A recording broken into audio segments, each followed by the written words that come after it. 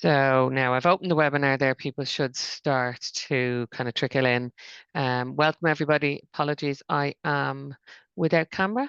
So technology is never without its challenges. So I do apologize. And just to let everybody know that we are recording the session. So I'm going to pass you back to Niamh. I just wanted to apologize for the static face picture. Hi everyone, great to have so many on the call already.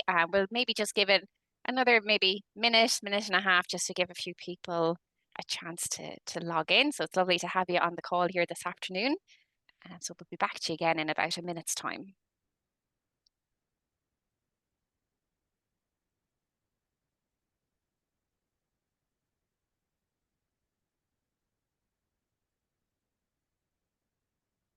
For anyone who's just joining the call there, you're very welcome.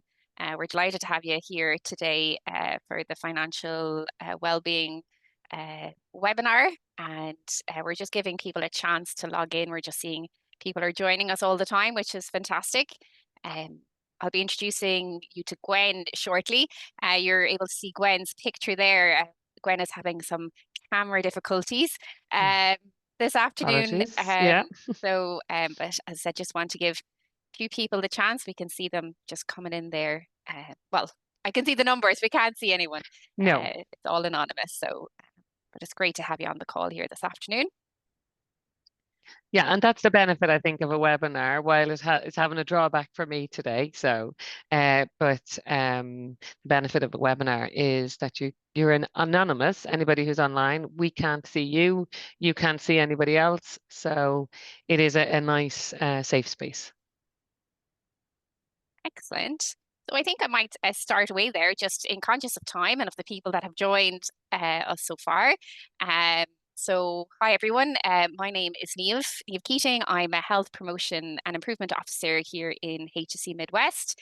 And on behalf of the HSE Health and Wellbeing Division, I'm delighted to welcome you here today to the webinar on financial wellbeing with MABS, the Money Advice Budgeting Service.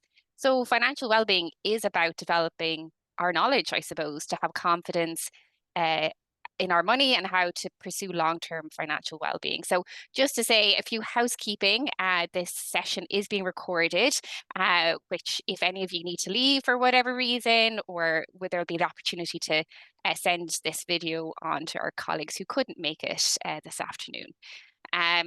We do have the Q&A function open here on the Zoom call today. So feel free to add your questions. They're completely anonymized. So as Gwen mentioned there as you were coming onto the call, this is a setup, it's a webinar setup, so we can't see you, and you can pop in a question to the Q&A and it'll be completely anonymized. And do feel free to leave us a question, every question. I'm sure each of us are thinking it anyway, so feel free to put that forward. And with that, I'd like to extend a warm thanks to Gwen Harris, Regional Manager of MABS. Over to you, Gwen. Thanks very much. And again, I apologize, everybody, that you cannot see me because this, technology has so many fantastic opportunities for us in that we can have this session today. However, it comes with some drawbacks. As you can see, you can't see me. So I am just going to share my screen. And Niamh, before you pop off, you might confirm with me that you can see my screen with Let's Talk Money? I can indeed, yes. You can, okay, and you can see the full screen, not the presenter's view, not the small tiles. You can see the full. It's the full screen, yeah. Perfect, okay. So today's session, just to give a little bit of background, this is our second session with your own region. So there will be some overlap, and it's not necessarily going to be all the same. However, I just recapping on some things, and then also that's for the benefit of somebody who might not have been on before. But this session was requested by your own team based on the feedback on questions around what would people like to see in a financial wellbeing webinar. So I hope that I'm able to answer some of the questions that were raised. So first of all, I'll just give a very brief background on what is MABS. And I apologize with the last line. It should actually say MABS is more than 30 years old this year. I meant this month because it was in September, October 1992 that we had started as a pilot. But MAB stands for the Money Advice and Budgeting Service. We provide free, so free to anybody, independent. So we're not linked with banks or anybody or agencies, authorities or utility providers. While we do have to work with them in when we're doing our advocacy work, we're independent. Non-judgmental, and this is a really important word for us because people who are maybe struggling with bills or feeling that they might struggle with bills, there's a little bit of shame, there's a little bit of privacy and embarrassment around our money. It's very international. It's not very Irish. It is international, and the non-judgmental part of our service is really important because we don't want anybody to feel that they're being judged if they're reaching out to address something that they're having difficulty with. You can access our service in a number of ways. So you can access it through a local office. We have just 60 offices located around the country. You can access through the MABS National Helpline. And with the National Helpline, you might get some information that might be helpful to you to address an issue that you have by yourself, or we can refer you on to an office if you feel you'd like to go to an office, or if the helpline advisor, while talking to you, feels that you might need some extra supports. Social media. With the social media, it's more tips and tools and guidance on budgeting. And then on our website, the same. So you can access it. You can access our service and our information without actually having to be a client or engage with a helpline or an office. As I mentioned, the National Helpline, and the number is there. The National Helpline is 9 a.m. till 8 p.m. Monday to Friday. So this is the last slide about what MABS is really now. It's just what we do on a practical level. I think all of our goals are about empowering people to regain control of their finances. And that would be whether we're working with somebody face to face on the phone or through the website. The aim is always that people would be able to budget and feel that they could meet all their payments as needed. The main piece of our work is where we're supporting people one-to-one in practical budgeting and money management so that we can meet our bills, meet all our expenses, and have a quality of life while we're doing it, and repay debts if needed. We also raise awareness of debt issues in our local communities, and that's really for us, it's to kind of try and reduce the shame and guilt around talking about money. So the last couple of weeks, we'll say we were with the higher options, which is for children going to school, secondary school children would visit and meet with colleges. And we were there to try and kind of have that conversation with them about maybe moving out of home for college and budgeting, because we don't really teach it in schools. And then the other piece then is we do policy issues. We report on policy issues. So sometimes the lived experience of a policy that is in place might be different to the intention. And we do that anonymously. And that's to help change policy and to change the landscape or barriers that people feel. So that's just now, that's the MABS blurb, no more. Now the rest of it is a very specific. Now we'll look at tips and tools. But before we begin, it's remember that comparing your budget and your financial goals to somebody else is very unrealistic. As you can see here on the left, I'm happy with my ice cream, 1 scoop ice cream, yummy, yummy. But then you come along and you have 2 ice creams and 2 scoops ice cream and a cherry on top. And that makes me now sad about my ice cream, so comparison is the thief of joy. And I truly believe that. And remember that when you're comparing your situation to somebody else, you're comparing your behind the scenes, you know everything about you, to somebody's front picture, what they want you to see. So just to keep that in mind, because I think that sometimes sets us up to be a little disappointed about our own situation. So this is very brief about what is financial well-being, and I know Niamh mentioned it at the beginning.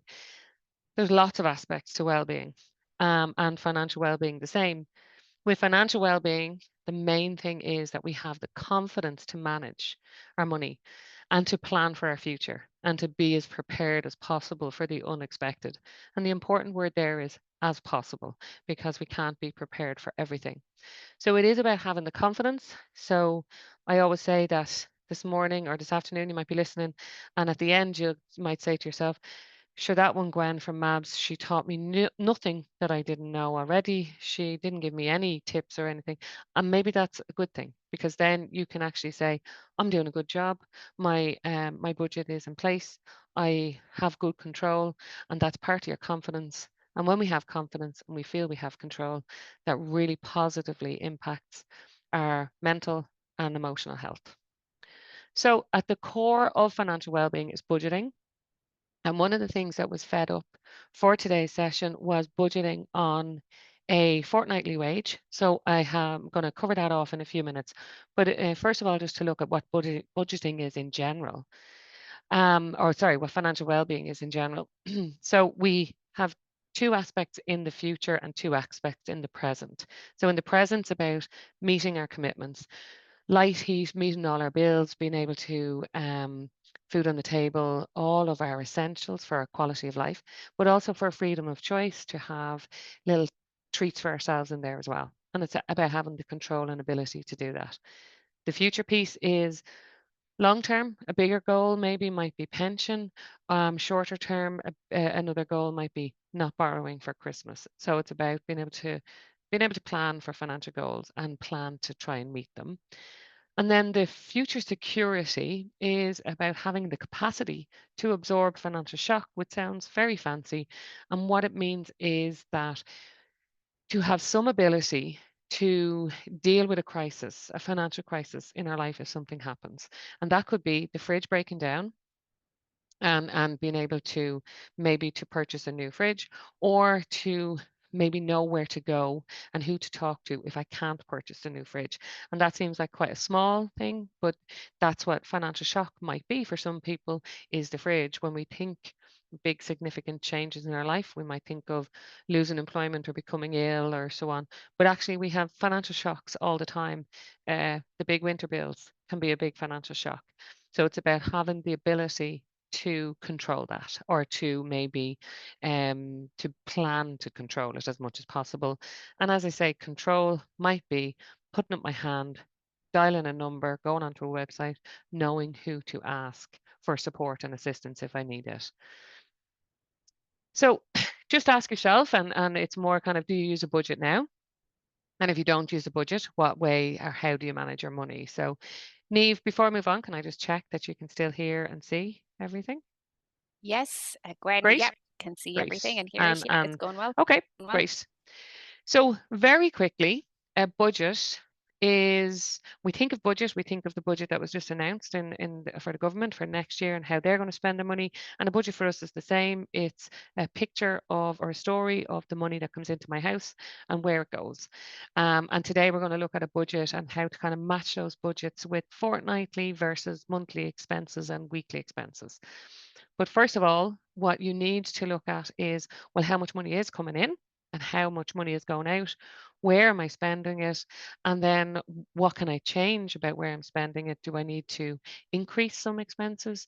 Do I need to provide more for my own personal mental health? Do I need to build into my budget that I want to meet Niamh for a cup of coffee regularly or whatever, to have a chat? And I think when we think budget, we think cutting everything out, where we should think budget needs first. Absolutely, that's what we have to care for, and our needs are the absolutes, the things that we have to pay. So it's our light, heat, as I mentioned, food on the table, education, medication, education, medication, transport, communications, all of these things. And you might have your own specific needs versus my wants.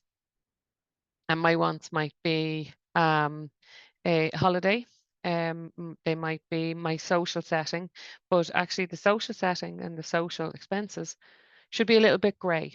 We should absolutely build in some social spending into our budget. And when I say it's grey, how much I spend on my social depends on how much I have going out, how much I want to save. And sometimes if I've got a big bill this month, I might have to reduce that.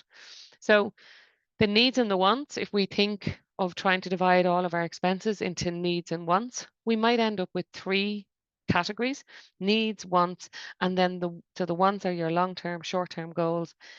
And then the middle one is things that I kind of need, but how much I spend on them will be determined by my monthly budget and how much I have left.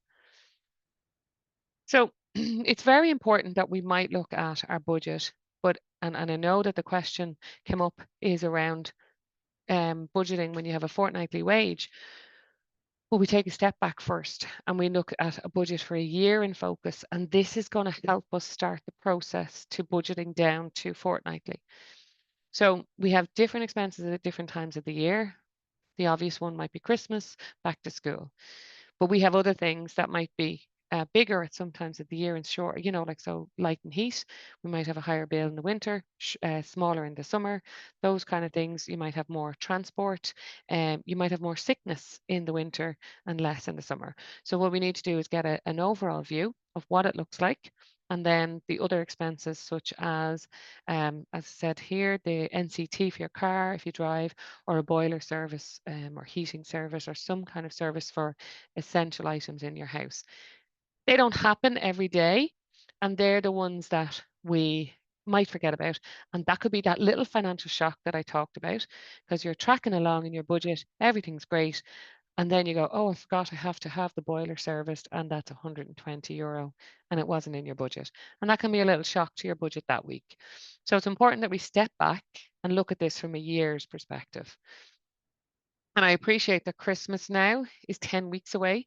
So the reality of budgeting this year for 2024's Christmas over a year is not there now. It's we've got 10 weeks, but this could be something that you could look at implementing in January for next year around dividing your Christmas over the year. So this is very brief. And if you were on or if you've watched the previous one, this is my own budget. And this is, I'm just going to run through it very quickly for anybody who hasn't seen it. I use pictures because pictures, my number and Neve's number and your number will all be different. But yet, like how much my light and heat is will be different to yours. But if I use a picture, you can visualize popping those numbers in and doing your budget this way. So for our house, I live in Dublin. I live in pretty much in Dublin City. So transport is not necessarily an issue for me, but maybe you're driving and you have car insurance and car maintenance costs. But this line here might just be travel in general. So if I work from the top, I have my mortgage, or if you have rent, or if you're living at home and you're contributing to the house, my light and heat, my food shop, my communications, and this could be mobile phone, maybe it could be a home phone as well, maybe your internet, any kind of communications like that, and then travel. And then the next one is it's a black bin, because that would be for us the more expensive bin for collection. I pay, so that would be my non-recyclable landfill rubbish. So I do try to reduce that from a sustainability perspective, but also it reduces the cost for me. The less I put on the landfill, the less I'm charged. So I do try to put my non-recyclable bin out as little as I can. I do have 2 sons, so education costs are expensive and a big feature that I like to plan. But this would be the times of the year that I'd be hit with costs, whether in March it might be for exam fees, or the re-registration fees come earlier every year. So I mentioned sickness. So for us, we don't have a medical card. So, but if I work out an average of 2 times a year for a visit to the doctor, that might include the doctor's visit, but also would include maybe a prescription or something else afterwards. In June, I get hit with those annual ones that I might forget. So TV license is there, the house insurance is there, car tax is there for me as well. Myself and my husband, we would have big families, but we have kind of Christkindle and other plans in place around that. So I just have a few birthdays and then the Christmas.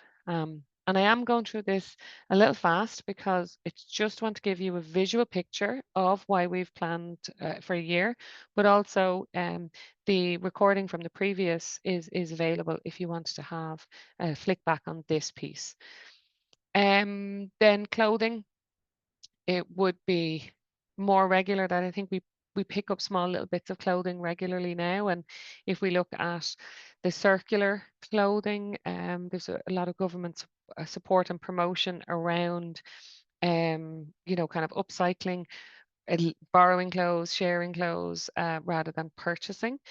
So, but however, I have a budgeted here for the change of seasons.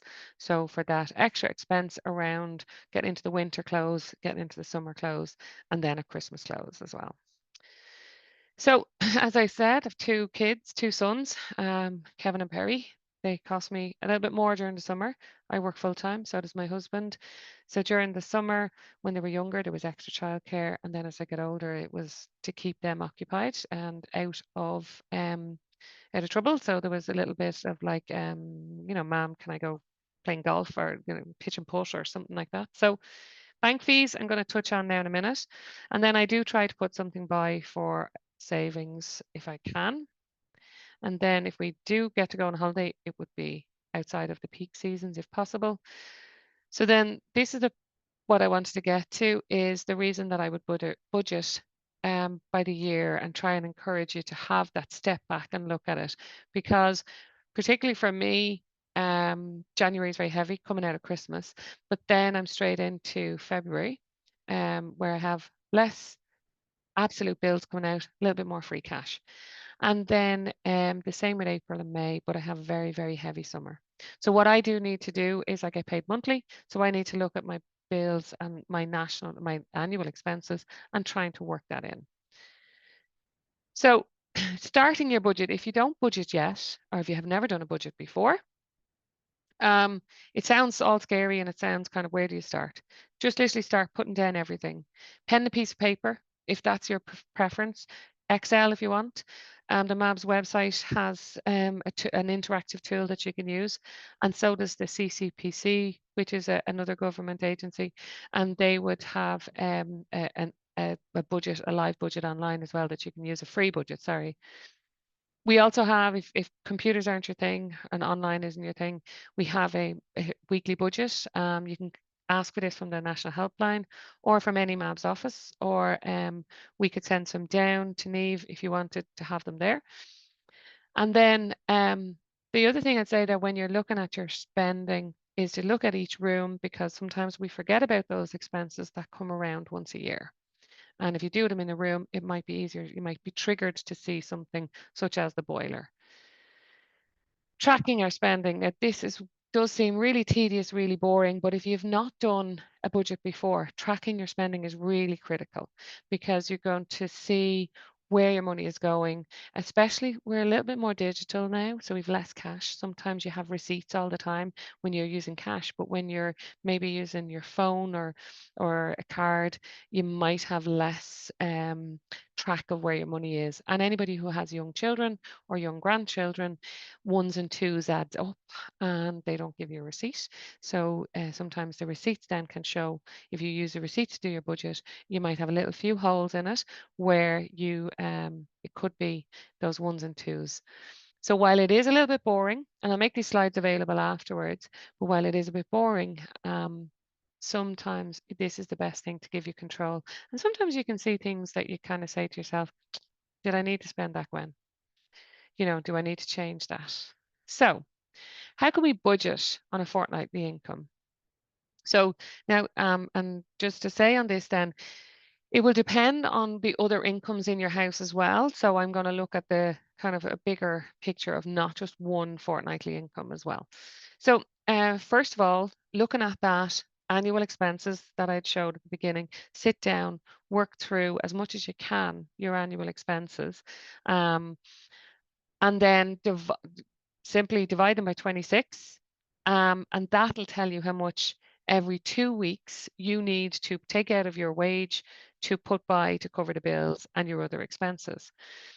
Now, when you're dividing it by 26, this one is quite clean if you have just the one income and it's just fortnightly, or if you have two fortnightly incomes at the same time. This will give you how much out of your fortnightly income should be put by to cover the expenses. Or if you have a number of different incomes, you could, or if you have a lot of expenses that go out and they go out once a month, what you could look to do then is divide your annual expenses by 12, and then that gives you the monthly amount. Then what you need to do from your, if you have a number of different incomes, it's looking to, okay, well, this is the amount that we need per month in the account, and I'll talk about accounts in a minute, but that's the amount that you need per month rather than out of your fortnightly income. So other income frequencies are very important to consider here. So even if you have just a one wage and it is just a fortnightly wage, you might have other incomes, such as you could have child benefit, which is a monthly payment. You might have weekly income. So if you don't have young children with child benefit, maybe you have older children who are also earning and who could contribute to your household. And that's a very important piece for us as parents to do, because number one, it's given responsibility to our children to help out with the household, but it's also helping them in knowing that their wage is not all theirs to spend when they move out themselves long term, that they have commitments, and paying for where you're living is a commitment. So you might have children then who are working in a shop or something, and they might have a weekly income and they'd be contributing. So then other annual incomes that we might forget, and we forget that everybody has an option on an annual income, which is, say, medical expenses or any other tax refunds that you might have. And these are hard to predict unless I have epilepsy, so I would have a long-term illness there and I can predict my regular visits and my costs on that. But any other sickness that might not be predicted, or anything else that comes up, I might not know to be able to predict for next year. However, I do my returns every January, and then that annual income, if you want, because it only is once a year, is something then that I feature into my budget going forward. If anybody's never done their tax returns or their medical tax returns in particular, you can go back up to 4 years. So at the moment we're in 2020, you'd be looking at 2023s, 2, 1 and 20. So you could go back to 2020 up until the end of this year to do your medical returns. And you do them quite easily online if you're happy and comfortable online. And if not, the citizens information or the tax office themselves will give you a hand to complete it. So the other thing with fortnightly income, and this is with all income, to be fair, is the say the bills that might change from different seasons. So if I take in particular, it's the easiest one to explain, might be my gas and electricity. They're going to be higher in the winter, lower in the summer. So I have a couple of different options. One, pay my bill on direct debit. And if I pay my bill on direct debit, it comes out in two ways. One is it's all taken 14 days after I've received the bill. That's harder for me to plan because I don't know how my bill is going to be. Is it going to be high? And have I got enough money in the bank? For me, I use what's called for my provider, it's a budget direct debit, or some providers call it an equalizer. And this is where they work out what I've used in the last 12 months and they divide it by 12, and then they set that amount as a payment that I make every month from my bank account. Now, a budget direct debit or an equalizer has to be on direct debit, but if you do prefer to pay in cash, your provider can give you your previous 12 months usage and help you work out how much you would need to pay to maintain your bills.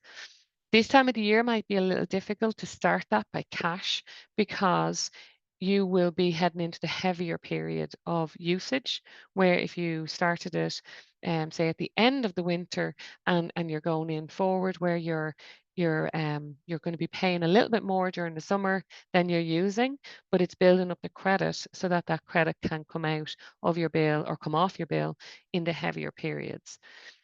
And it would be the same with a prepayment meter if that was your preference to use. It's very easy during the summer to say, okay, I'm not using as much as I used to, and to reduce down how much you might be putting into your prepay meter. However, that might, if you could afford and if you could get into the habit of adding a little extra into your meter during the summer period or the warmer periods or brighter periods, that helps to put some money into your bill for that heavier cost in the winter. I just check in, Neve. Everything okay? You can hear me okay? All good, Gwen. Yep. All Thank you. good. Okay. I can't for some reason get the thing off the top. Oh, there we go. Okay. So managing bills and income. Now I'm in MABs coming up on 30 years and I have very little discipline. Really have very little discipline. I do need my money out of my control. I have got a habit of, going off and spending when I don't need to. So I need my budget and I need my money put aside for me to be feel in control. And I have no problem putting my hand up and saying that, because I think that money is a very emotional thing. So there are times when I feel I want a treat, and if I have my bill money put by separate, I know whether I can afford the treat or not. So for some people, having a second bank account would be really important for that division between life expenses and bill expenses. So if you're a two-person household, you might have, if you don't have more than two bank accounts, or more than one each, maybe one partner might have a bill account and the other would have the living account. And that allows you then to know, when we've gone back earlier and divided out the bills by 12 or 26, and you put that money into the bill account, then the rest that's in it is your kind of, I'm not going to say it's not committed to food or anything, but you do know that your bills are covered. And the same if you decided, if you were a two-person household and you decided to open a third bank account, and each of you put in your portion of the money into that bank account to cover the bills, and then you know that what's left, and you might decide, sorry, in the third bank account to put in the money to cover food as well, to share the food between two people. But then you know that what's left into your living account is something that you can look at for treats and so on. So if you're if you're a single household and you're managing all the bills together, maybe a second bank account, or you're managing all the bills by yourself, a second bank account might be something that is the best option for you. Or some people like to work in cash, so you might get paid to the bank, leave your money for your bills in the bank, and then live on the cash. So it's all about finding what's good for you, what suits you. I lose a lot of things, so cash is not great for me. I do prefer to have it in the bank. So it's sitting down and seeing what's the best way for me to manage my bills separate to my living expenses. If you are having a separate bank account for your bills, be mindful to watch the payment dates. Sometimes there are different times of the month. Maybe sometimes you can have your bills, the payment date moved to kind of match each other, or maybe you want to spread them out over the month. Maybe that gives you more control. But it's just looking to see, right, when do I need to have the money and how much do I need to have in at a particular date, and planning to work towards that. So if you do choose to have a second bank account for managing the bills, there are costs with them. So one of the questions that had come up on the survey was, how do I shop around? How do I know what's the best bank account or the best savings account, and where can I find that information? So I mentioned this website earlier before, the CCPC. It stands for the Competition and Consumer Protection Commission. It allows you to go in, have a look at all the small print, the T's and C's, the charges that comes with every regulated financial product. So that could be pensions, credit cards, bank accounts, savings accounts, mortgages, and car insurance. They're all there. And you can go in and have a look and see and shop around, and you can do a comparison on each of them to see what's the one that's best suited to you. Other than the cost, there are other things that you might need to look at. So if you were going to open another bank account and you prefer to be in person in the bank, how far is it away from you if you were to open another bank account? Do the opening times suit you? Or if you prefer online, do they all have mobile banking? What's the costs associated? So current account charges, unfortunately, all bank accounts have current account charges. And it's really understanding how you're charged that helps give you control. So if we look here with the with the current account, so if you come on to the that CCPC website, you can go in and you can select the financial product, current account charges, and then you can have a look and see, well, what are the current accounts that are available to me? And then how much are the charges associated? So you might be charged per transaction. That's every time you use your card, every time a direct debit, every time a standing order. Or you might be charged a quarterly fee with unlimited or limited transactions. So just a flat fee, which is just like doesn't matter how many times you use your account or your card or you take out cash or you do anything, it's all the same cost, flat fee. You might have a quarterly fee and a transaction fee, and generally the quarterly fee is a lot less than the unlimited quarterly fee. And then free banking with special conditions. So the free banking with special conditions are kind of like a unicorn at the moment. Very little of them still exist. If you do have it, keep it, because I don't think they're coming around too much. So we'll say if I am a person who prefers to work in cash, the third option here with a quarterly fee and a transaction fee might be best for me, where I might take out my cash, buy my shopping in cash. If I'm a person who prefers to be cashless or less cash, then the second option might be the best one for me because I can keep using my card and tapping. So knowing how you're charged will help you to either, kind of change how you work with money and your bills, or just help you control your fees. But will also help you if you're going to look to open a second account to see what might be the best bank account for you. So I had touched on this before as well, and I'm conscious of time, but so this is a control bubble. And for me, what helps my mental health is understanding what I can and can't control and try not to get too upset about the things that I can't control. So for me, we'll say I can't control the cost of a unit of electricity or gas. That's going to be influenced by so many things. We saw with the war in the Ukraine, other inflation prices outside of my control. However, I might be able to reduce down what I'm using. Can I reduce my use? If you go on, if you like being online, you'll see the SEAI or the government's Reduce Your Use campaign. And this is not about being cold.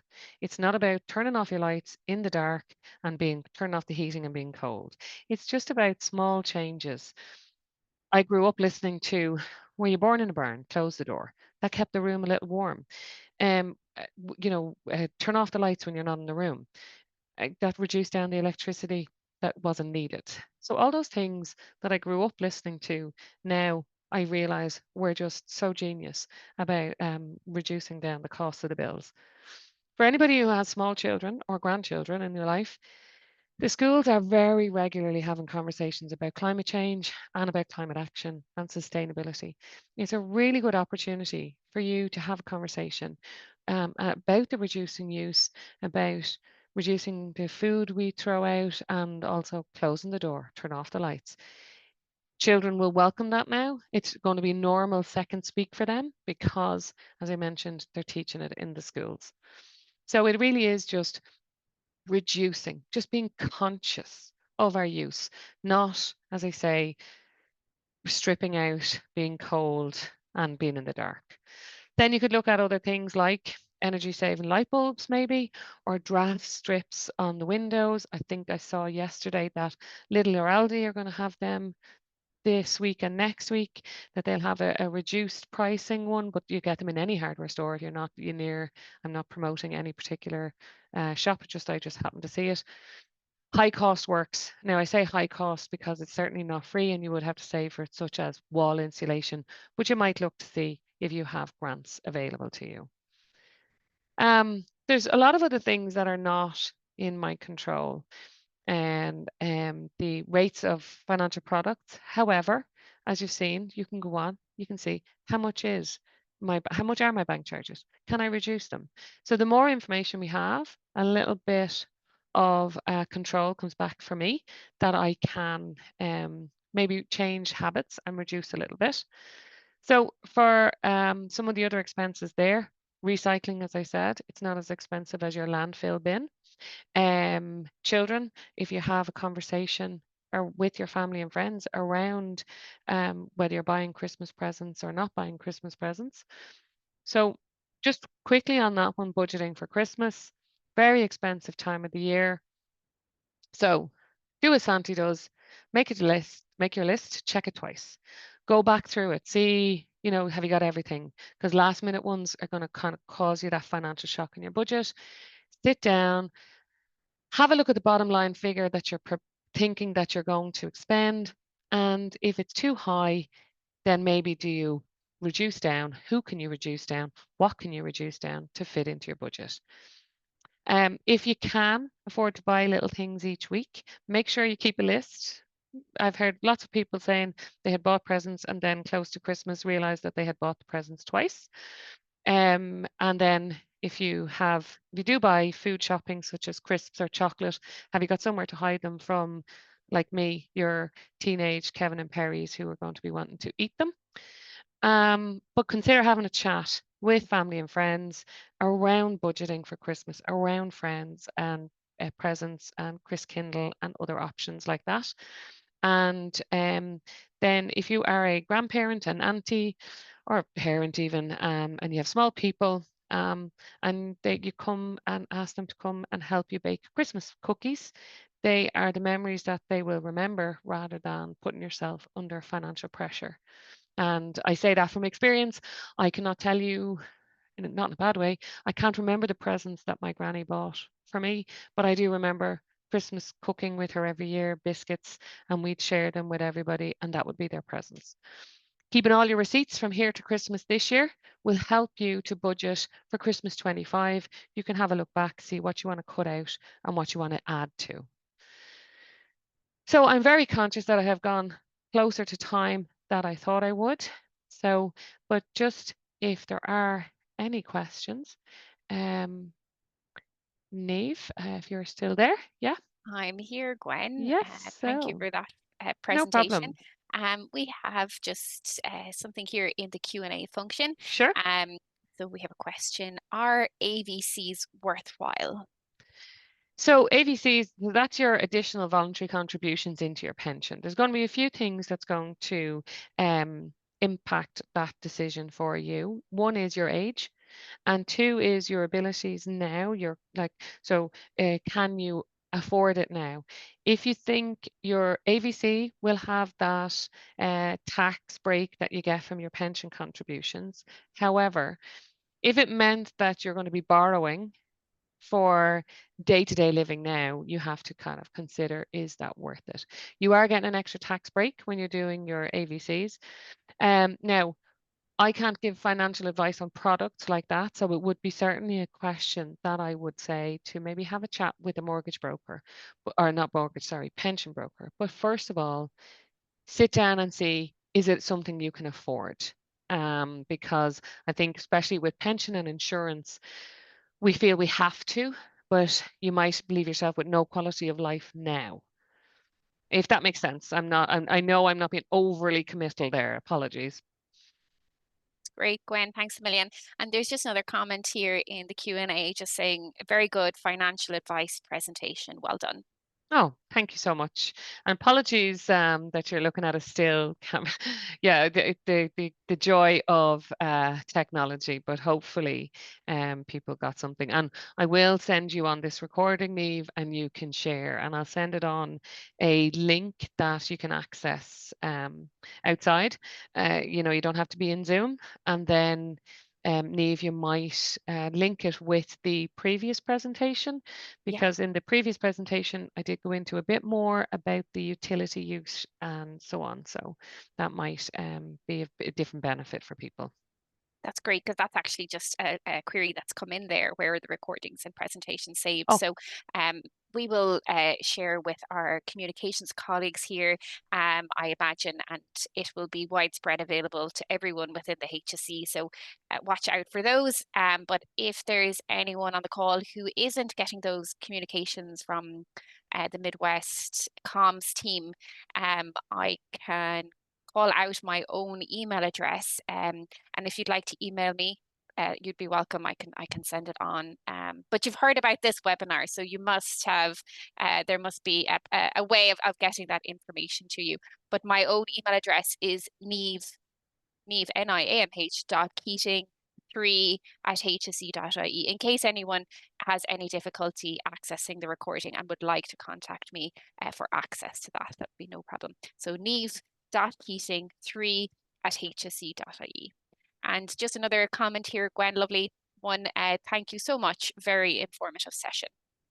thank you. And as I said at the beginning, I wasn't expecting to blow anybody's mind with the information. It probably won't be anything brand new, and sometimes it is just confidence building to be reaffirming, actually, no, I do need to do that. And genuinely, just writing down your budget is the first thing.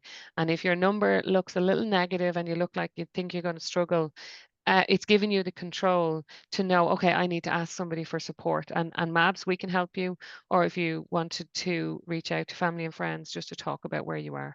Or maybe you just challenge yourself on some of your own spending, and kind of the number could change in your budget. So that makes sense. But I wish everybody well, and thank you so much for having me back, Niamh. And Thank you, I Gwen. will, There was a no lot to problem. take from that particular session, and I think from my own side of things, looking at the bank charges is definitely something I'm going to bring forward, because sometimes they can just creep in there. So Yeah. popping on to the CCPC. CCPC, yeah, and that gives you the option to compare all of them, or just to go into your own bank and see, how is my bank charging me? Because when you get your bank charges, you just get the bill to say, we've applied this to your account, and you're not really understanding how did they construct that bill.